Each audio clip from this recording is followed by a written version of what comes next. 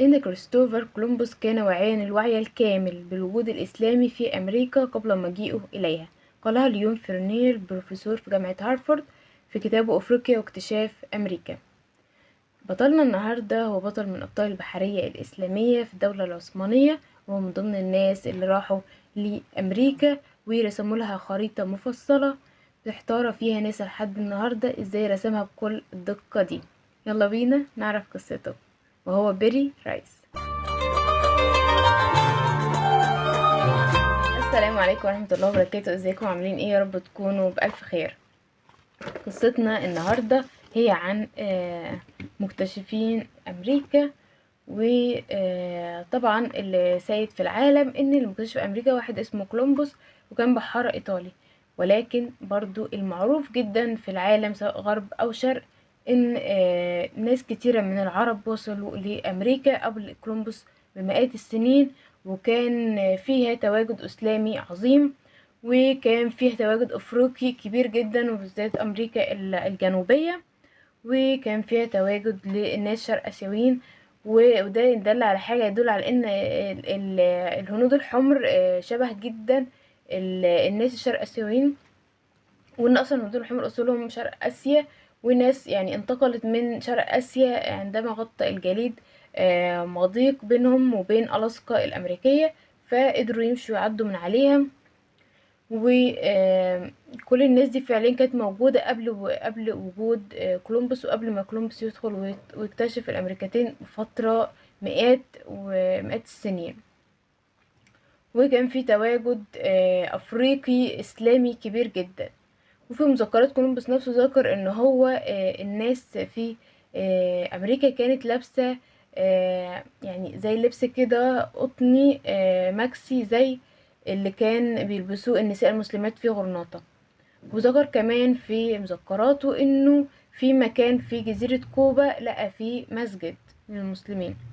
بس طبعا الغرب بيحاول يطمس كل ده وطمس كتير من التاريخ الإسلامي ومشوه فيه عشان خاطر يكونوا هما بس أصحاب الصدارة والزعامة ويشوهوا الإسلام. المهم قصة بطلنا النهاردة وهو بيري رايس. هو كان رئيس في البحرية الإسلامية في الدولة العثمانية، من ضمن الناس اللي كانت بتطلع في طلعات إنقاذ المسلمين واليهود من الأندلس ونقلهم لبلاد الإسلام الأكثر أمانا بعد سقوط الأندلس. فبتبدأ الحكاية منين بقى؟ بتبدأ الحكاية سنة 1929، وكان في أحد القصور في العثمانية في تركيا، وكان بيحصل فيها ترميم، وبيلاقوا في القصر ده قطعة من خريطة قديمة مرسومة على جلد غزالة. والخريطة دي لحد الآن بيقولوا محيرة العلماء ومحيرة وكالة ناسا نفسها ازاي الخريطة دي اترسمت بكل الدقة دي يعني يمكن من سنين كتير جدا. وده كان بعد كولومبوس، يعني مكانش قبل كولومبوس.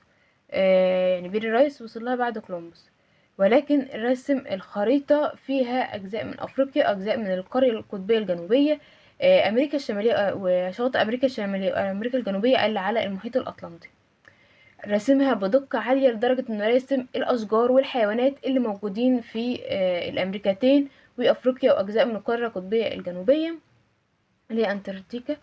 احط لكم صورة الخريطة هنا. وكمان هم مستغربين وبيقولوا يعني قعدوا يطرخوا عليه كلام كتير ان اللي ساعدوا في كده هم فضائيين او جن، ان هو ما يقدرش حد يوصل للانتاركتيكا او كده. ولكن هو كان راسمها بكل يعني شفافية وشكل محدد جدا. وده اللي هيدل طبعا ان كان فيه فعليا ناس هناك ساعدته انه يرسم حاجات بالدقة دي، ان هو لو ما كانت رحلته قصيرة مهما كان، ولكن هو رسم بدقة عالية جدا جدا جدا. بيري رايس او بيري رئيس، طبعا زي ما قلنا قبل كده رئيس او رئيس ده كان لقب بيطلقوه الاتراك على او العثمانيين على الرئيس في البحرية او الزعيم في البحرية او كده. واسمه الكامل حجي احمد محي الدين بيري، وهو اتولد في مدينة جاليبولي غرب اسطنبول. وكانت المدينة دي بالنسبة للبحرية الإسلامية وقوات البحرية الإسلامية كانت مهمة جدا جدا. وبيقول فيها المؤرخ العثماني ابن كمال، وهو مفتي الدولة العثمانية وشيخ الإسلام ومؤلف كتاب تاريخ آل عثمان، إن أبناء جاليبولي أمضوا حياتهم في البحر كالتماسيح، وكانت أسرتهم القوارب، وهدهدتهم البحر والسفن ليلا ونهارا. وعظيمنا النهاردة هو بيري رايس، هو من مدينة جاليبولي دي العظيمة في تاريخ البحرية الإسلامية. بيري رايس اللي رباه واللي علمه كان عمه، كان اسمه الرئيس كمال، هو برضو كان رئيس في البحرية الإسلامية عظيم جدا.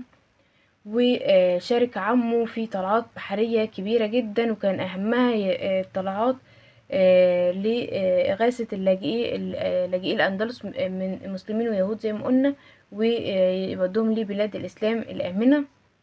وأغلبهم كان طبعا بيروح على المغرب، وده بيفسر التواجد اليهودي الكبير في المغرب.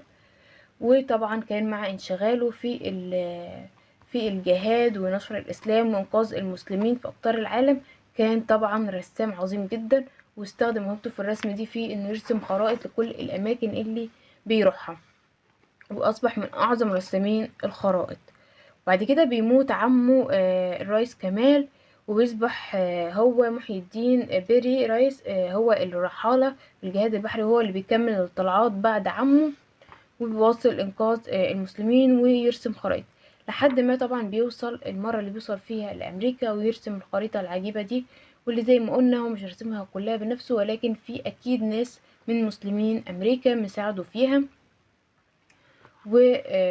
وده وكمان هو نفسه حتى يعني مستعين بالخرائط كمان اللي رسمها كولومبوس، ولكن خريطته هي الأكثر وضوحا والأكثر تميزا. وطبعا كانت أمريكا فيها حضارات عظيمة جدا، وكان منها حضارة الأنكا أو الإنكا، وحضارات كتيرة من الآسيويين اللي هاجروا زي ما قلنا عبر مضيق برينج من آسيا لألاسكا الأمريكية. وده كان في فترة الشتاء غطى فيها الجليد ال يعني المضيق ده، فالناس قدروا يعدوا من عليه كأنه مضيق بري من غير البحر. ووصل ناس كتيرة كمان للأمريكتين قبلهم زي البحارة الفايكنج، إلا إن بيري رايس هو أكتر واحد حط خريطة مفصلة تفصيل تام حتى بالنباتات والحيوانات للشواطئ الأمريكية وشواطئ أفريقيا من الناحية التانية وأجزاء من القارة القطبية الأمريكية.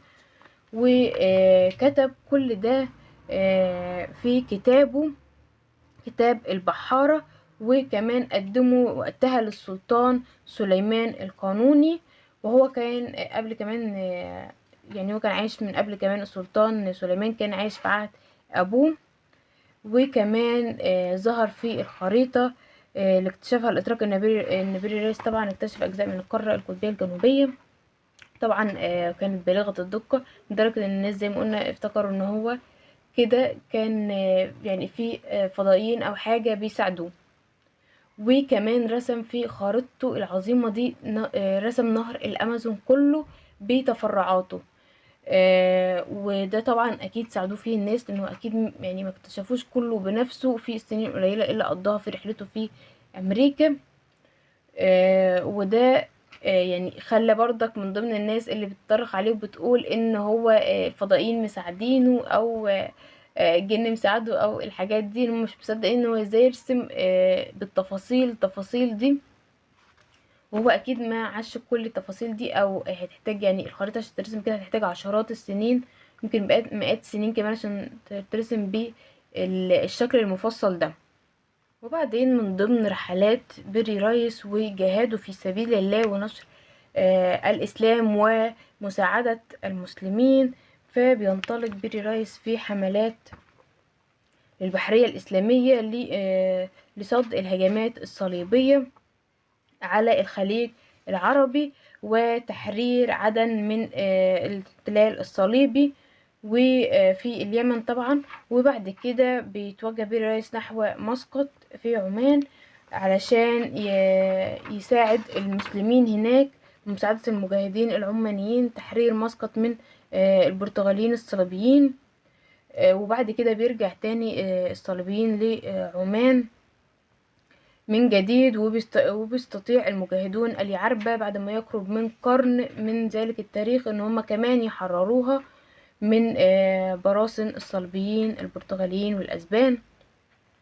وعلى فكرة ما كانتش عمان تحت الخلافة العثمانية، كانت منفصلة عنها، ولكن هم كانوا بيساعدوا اي مكان فيه مسلمين، لانه مكان فيه اسلام، يعني ما ينفعش يسيبولي الصليبيين ينتهكوا حرمة الاسلام والمسلمين فيه. وكمان ساعدوا كتير المغاربة في وادي المخازن، وزي ما بيقول الكاتب المماليك في مصر، وبني الأحمر في الأندلس، والمسلمين في عمان، بل وحتى الهنود في حربهم على الصليبيين البرتغاليين. فكانوا بيساعدوا أي حد بيحارب الصليبيين أو أي مكان بيحاولوا يدخلوا الصليبيين ويسيطروا عليه، فكانوا بيساعدوا أهله. وكان الرئيس في كل الطلعات دي هو بيري رايس، كان رئيس البحرية الإسلامية العثمانية في الوقت ده. وبعد كده بيتجه بيري رايس إلى البحرين وقطر ثم البصرة لمساعدة المجاهدين العرب هناك ضد الاحتلال الصليبي، واللي احتل في وقتها موانئ العرب. ولكن كل ده كان قبل أن يتأمر عليه والي البصرة. ووالي البصرة بعد ما بيتأمر عليه بيؤدي ده طبعا إلى مقتله واستشهاده رحمه الله رحمة واسعة.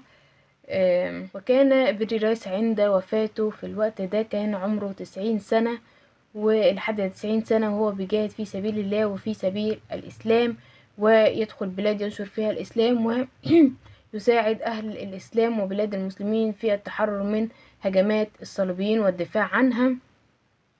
فكان لحد 90 سنة، فمهما كان العمر في ايدينا ان احنا دايما ندافع عن وطننا وبلادنا واخواتنا المسلمين في كل مكان. ولو بقل الإيمان بالدعاء، فما ننساش ندعي لإخواتنا المستضعفين في أركان الوطن العربي، وندعي لبلادنا إنها تفضل قوية وإن احنا نفضل أقوياء، ونقف ورا بلدنا مصر. وكل اخواتي في العرب اقفوا ورا مصر، وإن شاء الله تعالى على إيديها الفرج والانتصار، زي كل مرة كانت مصر هي منقذة العالم الإسلامي، والمصريين منقذين العالم الإسلامي زي ما شفنا مع المغول ومع التتار. إن شاء الله بإذن الله إحنا منقذين المرة دي برضو. ربنا ينصر مصر على من يعاديها، وينصر كل أخواتي في الإسلام وبلاد المسلمين على من يعاديهم إن شاء الله بإذن الله. بكده نكون خلصنا حكايتنا النهاردة، وإن شاء الله فرجوا ونصروا قريب علينا وعلى اخواتنا. وتحيا مصر دايما يا رب، ويحيا أولاد العرب في كل بلاد العرب، واستغفر الله الذي لا تضيع ودائعه. السلام عليكم ورحمة الله وبركاته.